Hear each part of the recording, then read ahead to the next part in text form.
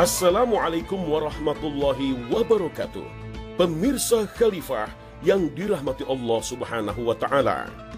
Dari Abdurrahman bin Auf ia berkata, Rasulullah Sallallahu Alaihi Wasallam bersabda, Abu Bakar di surga, Umar di surga, Utsman di surga, Ali di surga, Tolhah di surga, Zubair di surga, Abdurrahman bin Auf di surga, Sa'ad di surga, Sa'id di surga, Abu Ubaidah bin Jarrah di surga.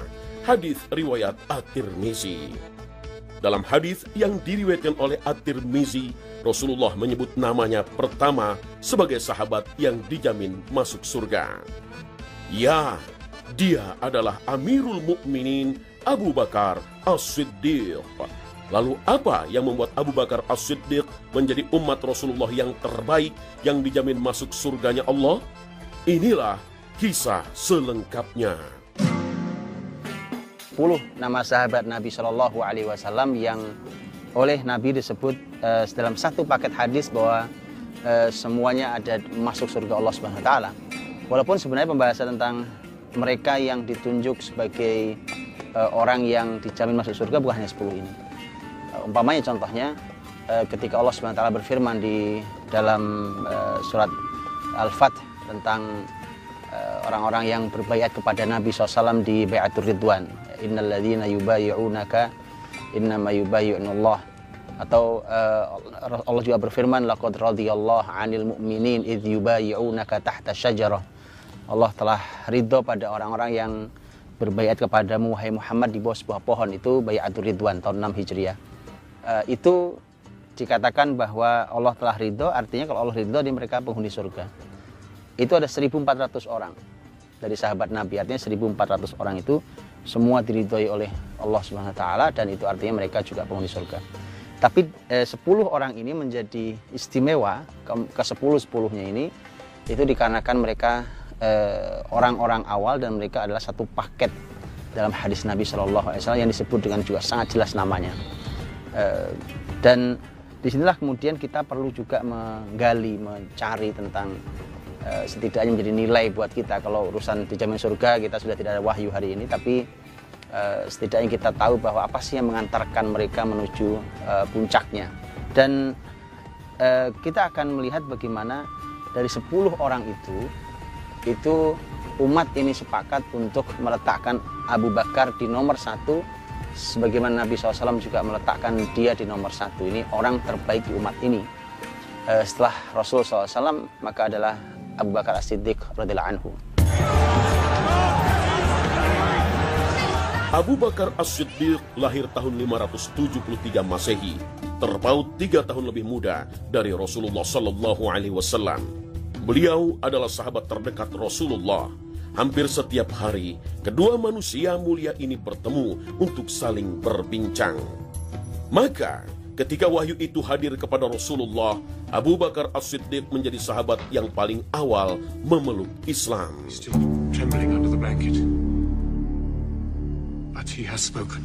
Ketika Abu Bakar masuk Islam, ini di masa ketika Rasul baru dapat wahyu, kemudian saat itu Abu Bakar sebenarnya baru saja pulang dari dagang. Maka ketika Abu Bakar datang, itu orang-orang itu berlomba mendatangi Abu Bakar karena mereka mendengar bahwa bahasa mereka adalah yatimnya Abu Thalib ngaku Nabi. Jadi Muhammad SAW kan yatim, kemudian diasuh oleh sang paman yaitu Abu Thalib. Kemudian mereka bilang yatimnya Abu Thalib ngaku Nabi. Maka Abu Bakar segera menemui teman baiknya itu yaitu Muhammad SAW, dan kemudian Nabi menyampaikan. Kemudian seketika itu Abu Bakar masuk Islam tanpa ragu sama sekali. Karena Abu Bakar orang yang paling kenal dengan Muhammad SAW. Kalau orang lain saja mengenali Muhammad orang jujur, yang gak pernah berbohong dengan kalimatnya, maka Abu Bakar orang yang paling kenal, karena sahabat paling dekatnya. Maka sangat tahu bahwa kalau Muhammad sudah berkata itu, dia mustahil berbohong. Ya, Abu Bakar As-Siddiq memeluk Islam tanpa keraguan sedikit pun. Dan ini berbeda dengan sahabat lainnya yang awalnya sempat ragu ketika Rasulullah menawarkan Islam kepada mereka. Keyakinan itu ada di dalam hati. Untuk itulah maka seorang ulama tabi'in mengatakan Abu Bakar itu sebenarnya kenapa dia menjadi orang paling hebat di antara kita, itu bukan karena dia lebih banyak sholatnya. bukan karena lebih banyak puasanya, bukan lebih banyak baca Qur'annya.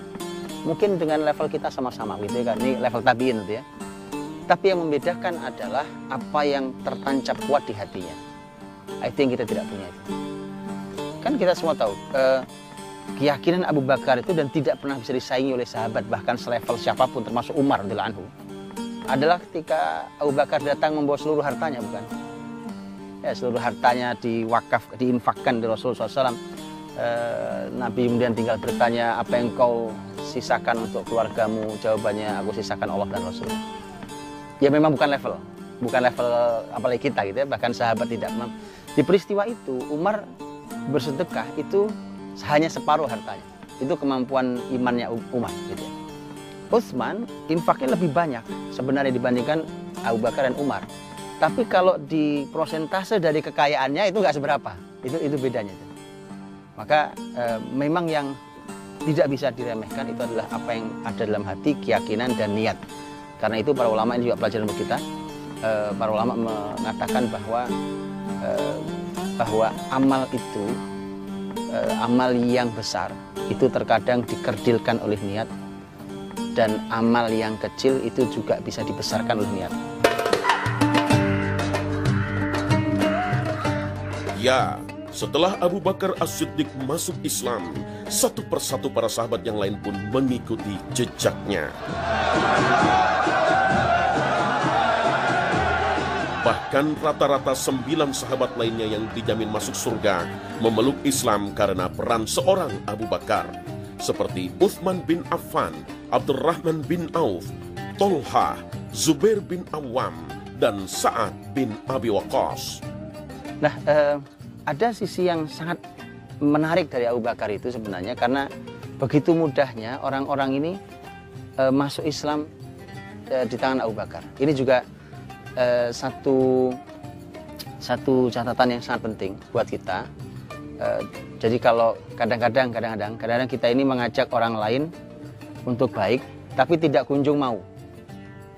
Kemudian nanti biasanya mungkin karena kita jengkel, akhirnya kita salahkan memang tuh orang susah banget masuk Islamnya atau susah sekali tobatnya. Gitu. Padahal kadang-kadang memang kita sebagai penyampainya tidak menarik. Yang membuat Abu Bakar mudah sekali mengantarkan hidayah kepada orang-orang top ini adalah karena pribadi Abu Bakar yang menarik. Ada beberapa hal yang membuat Abu Bakar radhiyallahu anhu mudah mengantarkan hidayah kepada sahabat-sahabat yang lain. Yang pertama, Abu Bakar adalah orang yang sangat jujur dan amanah. Tidak pernah sekalipun beliau berdusta dan mengingkari janji. Dalam hal perdagangan ataupun interaksi sehari-hari dengan orang lain, beliau selalu menjaga amanah dan kejujuran. Yang kedua, Abu Bakar radhiyallahu anhu adalah orang yang ramah. Sahabat lainnya mudah merasa dekat dengannya, bahkan mereka betah duduk berbincang dengan Abu Bakar. Dan saat berbincang inilah Abu Bakar memasukkan dialog keimanan dengan lawan bicaranya, hingga akhirnya mereka menemui jalan hidayah untuk memeluk Islam. Abu Bakar radhiyallahu anhu itu punya, bahkan beliau di depan rumahnya itu di apa bahasa kitanya, di serambi rumahnya itu dijadikan tempat untuk orang-orang Quraisy berbincang santai. Tapi perbincangan santainya itu selalu ada ilmu-ilmu penting. Paling tidak ada 2 ilmu penting. Dan ini juga penting buat kita, bahwa orang punya bekal, punya modal berupa ilmu yang membuat orang tertarik untuk datang dan bertanya. Dan ini selalu dibutuhkan. Apalagi di masyarakat Quraisy. Ini juga menarik. Ilmu yang manfaat dan diperlukan masyarakat setempat. Yang pertama adalah ilmu dagang. Ilmu dagang, dan kita semua tahu bahwa orang Quraisy itu mata pencaharian utamanya adalah berdagang. Gitu. Sementara Abu Bakar itu punya skill, ilmu yang orang itu asik kalau duduk di majelis Abu Bakar, karena itu adalah majelis konsultasi bisnis. Itu Abu Bakar radhiyallahu anhu itu. Jadi Abu Bakar itu kalau hari ini mungkin konsultan bisnis, karena beliau juga pebisnis sekaligus konsultan bisnis.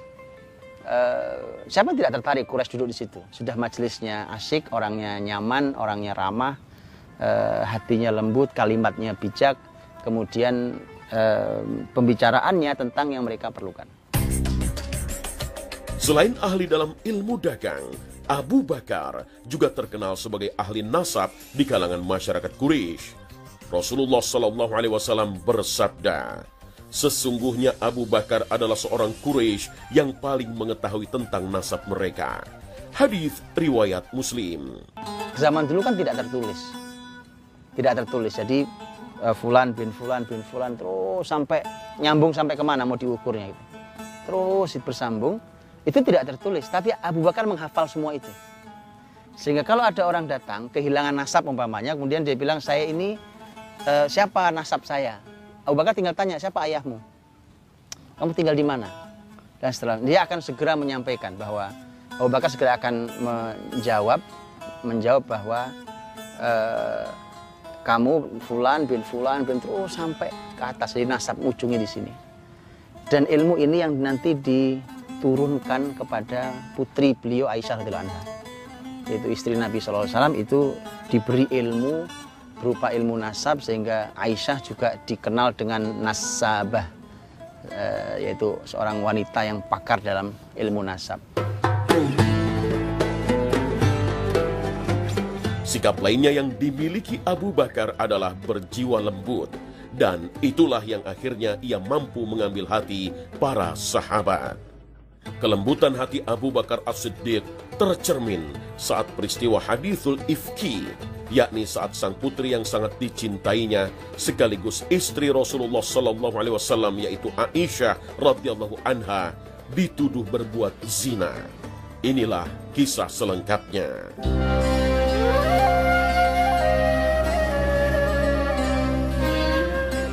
Suatu malam di perang Bani Mustalik tahun 6 Hijriah, di tengah perjalanan, Aisyah turun dari tandu di atas untanya untuk menunaikan hajat. Setelah selesai, Aisyah kembali naik ke tandunya. Namun sesampainya di tandu, ia tidak mendapati perhiasan miliknya. Ia pun turun untuk mencarinya. Penuntun untanya mengira Aisyah telah naik ke atas tandu, maka ia pun jalan menuntun unta tersebut. Rombongan tidak ada yang menyadari jika Aisyah telah tertinggal. Aisyah pun memutuskan untuk istirahat sambil menanti pasukan penyisir yang berada di barisan paling belakang akan menemukannya. Benar saja, seorang pasukan penyisir bernama Sofwan bin Mu'attal menemukan Aisyah yang sedang istirahat. Sofwan pun membawa Aisyah pulang ke Madinah. Tidak ada percakapan di antara Aisyah dan Sofwan, namun sayangnya berita itu diputar balik hingga jadi fitnah, bahkan disebar oleh saudaranya sendiri, yakni Mistah bin Usasah. Abu Bakar As-Siddiq sangat marah kepada Mistah, karena selama ini ialah yang menafkahi Mistah, maka Abu Bakar bersumpah tidak akan memberi bantuan nafkah kepadanya lagi. Allah Subhanahu wa Ta'ala pun memberikan teguran kepada Abu Bakar melalui firman-Nya yang disampaikan kepada Rasulullah Sallallahu Alaihi Wasallam. Tawaran Allah menarik buat Abu Bakar tuh. Karena Quran cuma mengatakan wala ya'tali ulul fadli minkum wasa'ah, nggak pantas lah kata Allah. Nggak pantas lah orang yang dikasih Allah kelapangan rezeki itu kemudian memutus rezeki orang lain. Itu tawarannya menarik. Allah memberikan tawaran, tidakkah kamu mau Allah mengampunimu? Maka maafkan dia. Abu Bakar dengan sederhana menyampaikan tentang saya ingin mendapat ampunan itu, maka dia kembali memberikan nafkah bagi orang yang pernah mengecewakan dia. Itu Abu Bakar, orang jiwanya lembut, dan kalimat yang keluar dari lisan Abu Bakar adalah kalimat yang penuh dengan hikmah. Bahkan ada perbandingan yang Nabi sampaikan sebenarnya. Abu Bakar itu disamakan kurang lebih dengan jiwa lembutnya Ibrahim alaihissalam. Nabi Ibrahim itu ketika beliau menyampaikan bahwa kalau ada yang mau beribadah kepadamu ya Allah, yaitu golongan saya, tapi kalau tidak ya Engkau Maha Pengampun. Dan kebaikan-kebaikan yang dilakukan para sahabat setelah memeluk Islam akan menjadi ladang pahala untuk Abu Bakar As-Siddiq.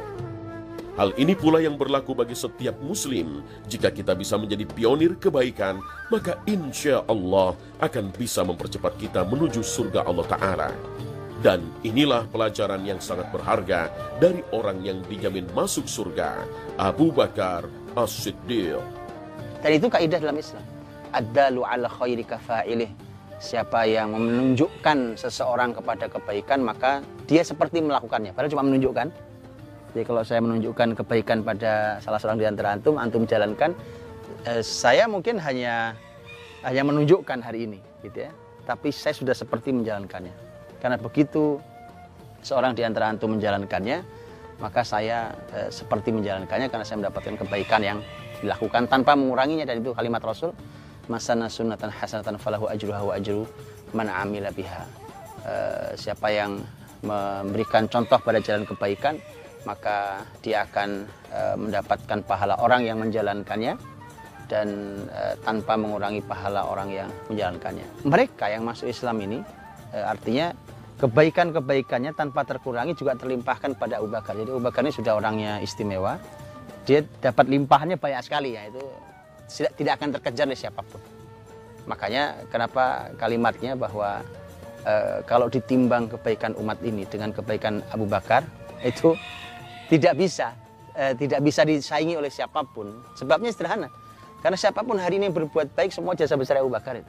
Menarik sekali mengulas ulang gitu ya kesempurnaan sahabat Abu Bakar As-Siddiq gitu. Itu sangat memotivasi kami gitu ya untuk menjadi seperti beliau. Kira-kira bagaimana cara kita untuk betul-betul bisa meneladani beliau itu, Ustadz? Nah, mungkin butuh tips-tips dari Ustadz bagaimana kita bisa betul-betul meneladani beliau. Jazakallah khair. Ya, sebenarnya begini, ada satu modal dasar, ini pertama dan utama, yang kalau ini selesai di kita, maka segala permasalahan di dunia ini itu permasalahan yang sederhana menyelesaikannya. Insya Allah sederhana. Yaitu tadi, kelebihan Abu Bakar tadi di mana? Di keyakinannya, pada hatinya.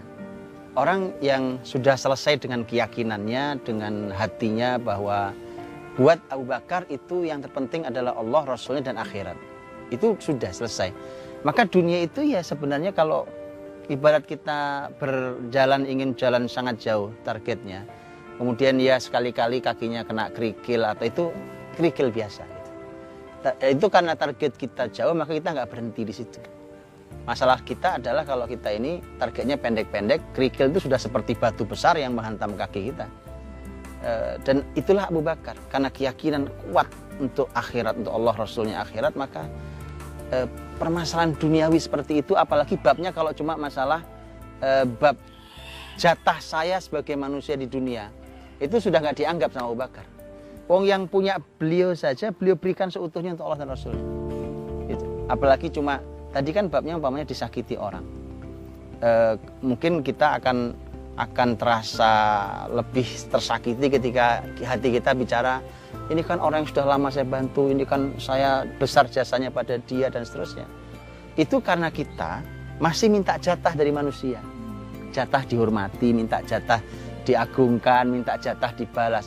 Tapi orang kalau beramalnya seperti Abu Bakar, itu hanya karena Allah SWT, nggak ada urusan. Apapun yang dilakukan orang, apapun komentar orang, asal di jalan Allah SWT, tidak ada masalah. Itu yang disebut oleh Quran dengan sebagai wala yakhafuna fillahi laumata laim. Itu orang-orang yang sudah tidak pernah takut apapun cacian yang ada. Karena saya bukan karena Anda kok, nggak ada masalah saya dengan Anda. Bahwa Anda menyakiti saya itu urusan Anda dengan Allah, tapi buat saya adalah tugasnya menjalankan kebaikan atas perintah Allah. Jadi kalau satu itu saja kunci kita dapatkan, itu di berbagai permasalahan kita insya Allah banyak selesainya. Dan contohnya tadi, apa yang membuat Abu Bakar kembali membiayai? Hanya ayat. Kan? Satu ayat. Permasalahannya adalah kalau hari ini ayat dibacakan untuk kita, pertanyaannya dia mengubah atau tidak? Itu masalah di kita hari ini. Ayat sudah berpuluh ayat dibacakan, sekian banyak hadis dibacakan, tidak mengubah kita. Abu Bakar cuma dikasih tawaran oleh Allah, tidakkah kamu suka Allah ampuni dirimu? Maka maafkan dia. Selesai. Karena buat dia Allah segala-galanya. Allahu a'lam bishawab. Semoga ini menjadi pelajaran mahal untuk kita semuanya, bahwa jiwa-jiwa yang lembut, jiwa-jiwa yang baik, ramah, kita punya daya tarik tentang keakraban dengan siapapun, kemudian punya daya tarik ilmu, Maka mudah-mudahan semua itu menjadi paling penting adalah menjadi pintu hidayah bagi orang lain, yang semua kebaikannya juga akan kembali pada kita semuanya. Itu adalah contoh besar dari seorang sahabat mulia Abu Bakar radhiyallahu anhu. Wallahu ta'ala a'lam bishawab. Assalamualaikum warahmatullahi wabarakatuh.